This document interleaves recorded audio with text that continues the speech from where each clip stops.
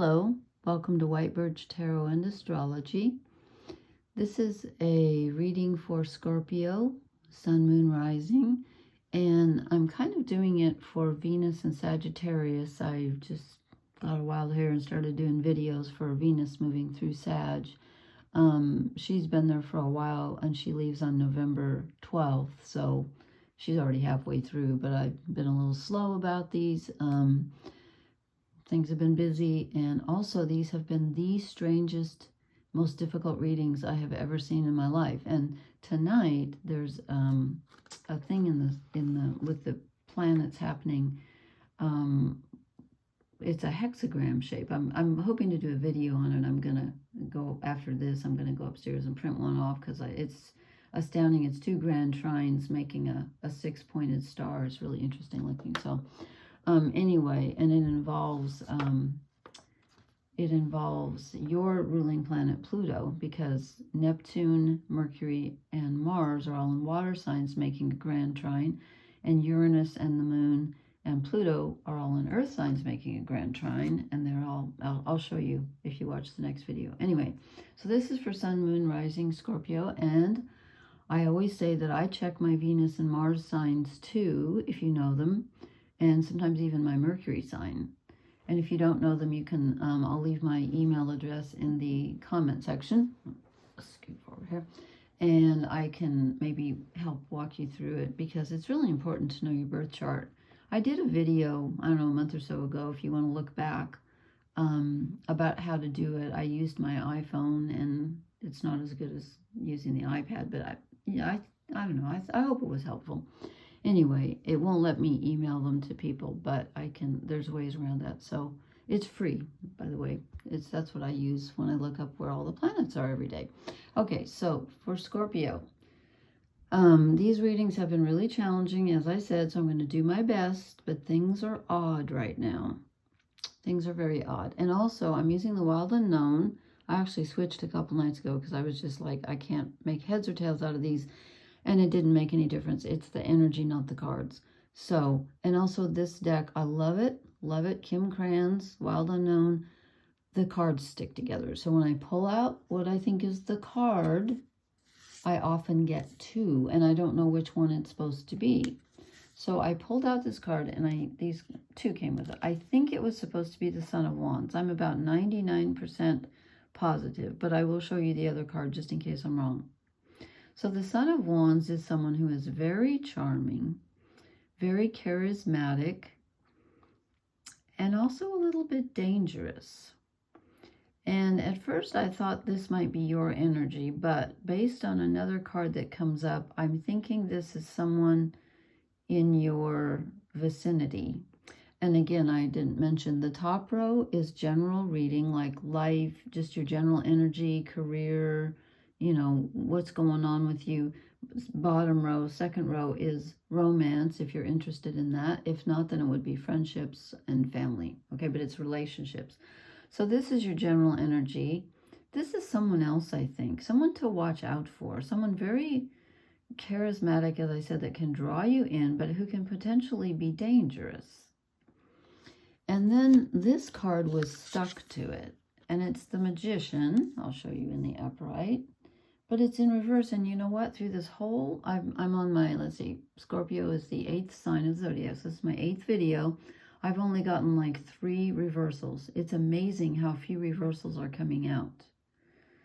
And this one came out in reverse. And I feel like, since the Magician is about asserting yourself and, you know, manifesting and having power, I feel like this person that there's someone that you need to watch out for, who's going to try to take your sovereignty, take your power from you, and perhaps be even draining.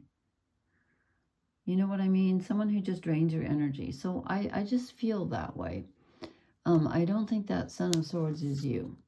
I mean, Wands, Son of Wands. I don't think that's you. We also got the Son of Swords. That's one. Okay. And then the next card that I drew is the 5 of Cups, which is in this deck and in most decks.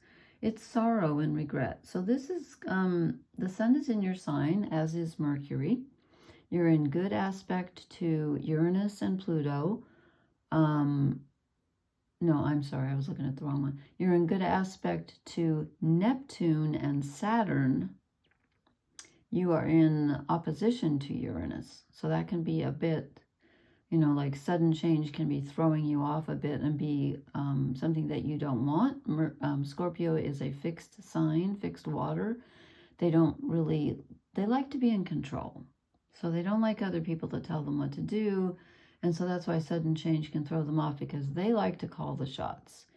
And with Uranus opposite your sun in Taurus at 26 degrees, that can be a bit disconcerting.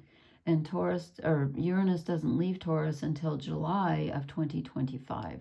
I looked it up, so you are in good aspect to Venus and Sagittarius, though. So anyway, so there's some sorrow and some regret in your life right now. And then we get the Son of Swords. Okay, normally this is someone who's really focused and going after what they want. And if I didn't have this, I'm going to put this card on top. If I hadn't already drawn the Son of Wands, I would have thought this was you going after what you want. But since we get two cards about people that you need to watch out for, who can be somewhat, I'm going to say dangerous. I'm not mean you're going to be attacked or anything, but I'm feeling uncomfortable about this relationship. And this isn't even your relationship, Ro, but there's someone in your vicinity that I don't think has your best interest at heart, but someone that might be very focused on you and might be very charming to you. And they kind of, you know, Scorpio is very canny, and they usually don't have the wool pulled over their eyes, but this person is also very canny, and they can be very, that's another word for cagey, you know, where they can see your weak spot and aim for it. So instead of you being focused on what you want, I feel like this is someone else aiming at you. So just be careful. I'm not getting a good vibe from these first few cards here with the Magician in reverse. And then the last card in your general energy reading is Death, which doesn't sound good either. But actually, especially for Scorpio, death is kind of, what's that French phrase that means like de rigueur or whatever they say, or it's like, you know, it's just a matter of course. But this is something coming to an end. But that's nothing to be frightened of, because you are ruled by Pluto, the god of the underworld and death, but it's also transformation. You have to let go of the old in order to manifest the new. So this is something that needs to leave, that is leaving. And from that, something new can be born. And maybe, you know, hopefully we'll look in your romance row, and hopefully that will be something positive, because your first row is a little bit grim here. These readings have been very strange. They're very strange. They've been kind of up and down, contradictory, and most of them haven't been that great. A few people have gotten some really good ones. Okay, so this is your relationship row. Could be romance, if you're interested in that. If not, it could be just friends and family. You get the Three of Wands. Now, normally this is like an initial, you know, first achievement, first stage of something. But I'm going to read from the guidebook, because Kim Krans has a little different interpretation, and I like it. It's interesting. It's called Envisioning the Future. The Three of Wands indicates you've had continued support from others, perhaps from your parents or two good friends. With their help, you've formed a sense of self, of your values and morals. But now it's time to rely on yourself for guidance. Clarify your goals and cast others' needs and opinions aside. The future is infinite, and it is yours. No one else can see through its layer of light and shadow. I think that's really interesting. So, the North Nodes right now, which is where we're all headed, you know, in the sky. I don't know where your personal North Nodes are in your chart, but the North Nodes are in Aries, which is all about discovering who you are, your basic core identity, and finding your path forward in this life. So that seems to echo that. And then I thought I had drawn one card, and then when I went to pick it up, guess what? There's two again. I think it's supposed to be the Fool, but I will show you both of them. This is about starting a new venture, even though you're not certain. And again, this is in your relationship, bro. This is about starting a new relationship or a new project with others that you don't have any insurance that it's going to go well, but you're going to take the risk anyway. You just feel like it. You just feel like doing it. And it comes with the Mother of Swords. And she is about knowing what she wants, seeing what she, swords are mental energy. And the Mother of Swords is very focused and directed on what she wants. And I think this is telling you that when you get this idea in your mind and it really strikes you, you need to go for it. And perhaps other people have helped you so far, but this might be your own individual idea and you need to go for it, regardless of what others say. But then, as has been happening ever since I started these readings, we get contradictory cards next to each other, because the next card is Temperance, which is generally the card of Sagittarius, and it's about cooperation and working with others. It's about balancing the energies. And when it's in a relationship, bro, it's about literally compromising with others. So this says, don't compromise, do it yourself, follow your vision, take a risk. These cards are so frustrating this time around. I do not really understand what's going on unless it's this hexagram in the sky, which I hope I can explain in the next video. But anyway, so while you're following your vision and taking your risk, you still must balance the energies with those around you. But again, because of this Son of Swords and Son of Wands and the Five of Cups and the Magician in reverse, just watch out for someone. If someone is really charismatic, and I keep getting this feeling, I've gotten it for other signs that I've read for, if it feels like it's too good to be true, it probably is. Okay, just watch out for, make sure people are telling you the truth. Scorpio is always suspicious of people. They're very good detectives. And it's really, like I said, it's really hard to fool a Scorpio because they're so intuitive. So just, be careful, but I think you'll be all right. But that says to balance. This says to go for what you want. So heaven help me. I don't know. They're just contradictory. Then we get the Father of Pentacles. And in fact, this deck is so different. Let me take a look. I don't use this deck this often because it tends to stick together, but oh yeah, this is the person who's steady and entrepreneurial. Okay, the Father of Pentacles is a steady, gentle man. Upon first meeting, he can almost seem dull because of his extremely calm temperament. Now, why can't I talk? But underneath is an incredibly passionate man who prioritizes the stability of his job, family, and home.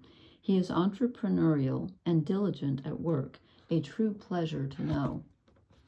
That sounds like my late husband. So this person is an earth sign. Again, I don't think this is you. This is in your relationship, Rose. So it looks like someone might step forward to help you who's extremely down to earth and all those things I just said.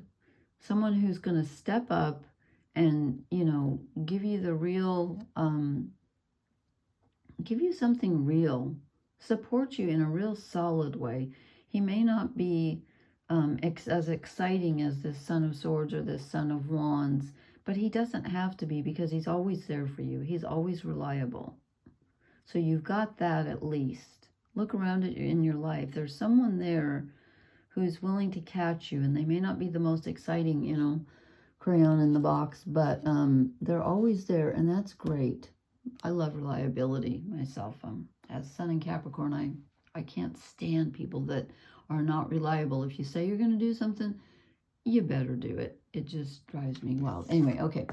I have a feeling Scorpios are like that too. I drew 3 shadow cards for you. The first one is the Five of Wands. This is a disagreement. Now, is this a disagreement you're having with someone else? Or is it you inside yourself, part of you wanting to head toward this charismatic person and another part of you saying, no, stick with the tried and true, stick with the steady? I'm not sure. Let's continue on and we shall see with the rest of the shadow cards. There's a struggle going on between you and either your own energy or someone else. Okay, then I drew the Nine of Pentacles.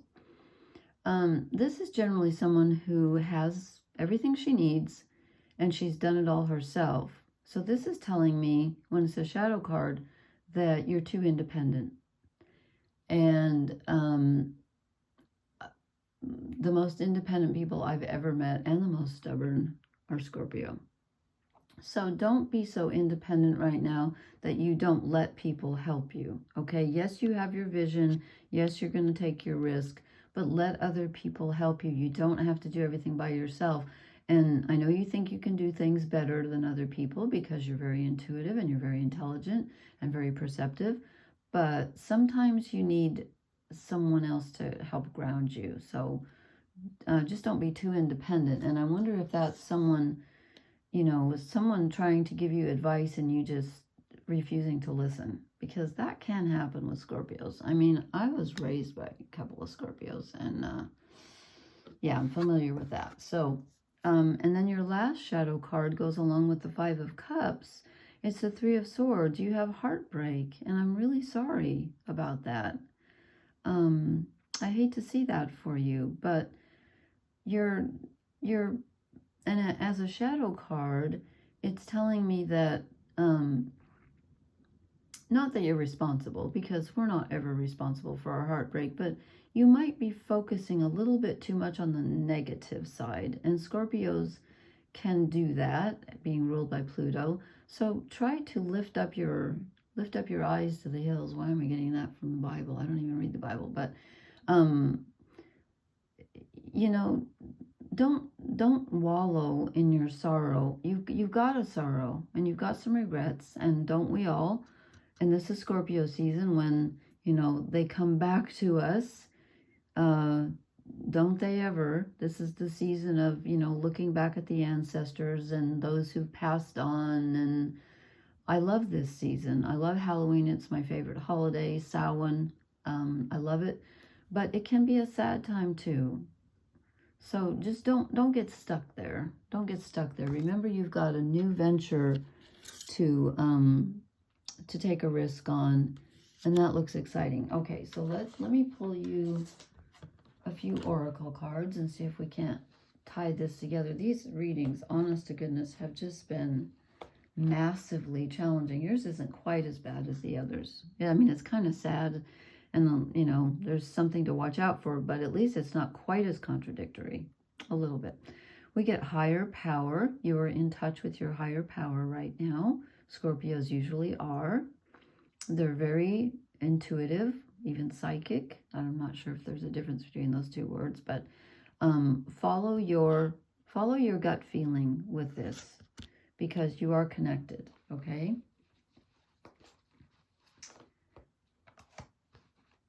Okay, is this what I think it is? Nope. Here we go. This is that person I was talking about. The Son of Wands and the Son of Swords, who is so shiny and charismatic. All that glitters is not gold. You really need to watch out for something that attracts you at this time, because it's not for you. It's dangerous. Someone doesn't have your best interest at heart, and you need to stick with this guy. The one who seems a little bit dull, go for that one, the reliable one. And it may not even be, you know, because these first ones came up not even in a romance row, just in your general life. So, you know, there's someone that's not, someone who's just kind of, he's too twinkly. So, and I think it's a he, because it's the son instead of the daughter. So just watch out for that, okay? So the overall takeaway here, I guess, is, and I'm sorry that everything's so contradictory, but that's just the way the cards have been during this whole reading cycle that I'm doing. Something you need to let go of, and it could be this sadness, because we don't want you stuck in the Where were we here? Stuck in the Three of Swords energy. We don't want that. So go for your Fool energy, you know, something new, something that really lights your fire, and something you've got your eye on that you just feel is right for you. But make sure that it doesn't, you know, transgress other people's boundaries. Make sure it's what you want, but you do have to take other people's feelings into account. And again, stick with the tried and true. Don't go for this shiny, whoever this is, that's gonna, you know, turn your magician energy upside down and drain you. Like a psychic vampire or something. I don't know what it is. Just came to me. So, okay. Please leave me a comment. Let me know how this resonates. Please hit the like, share, and subscribe buttons. Thank you so much for listening, and I will talk to you later. Blessings. Good night.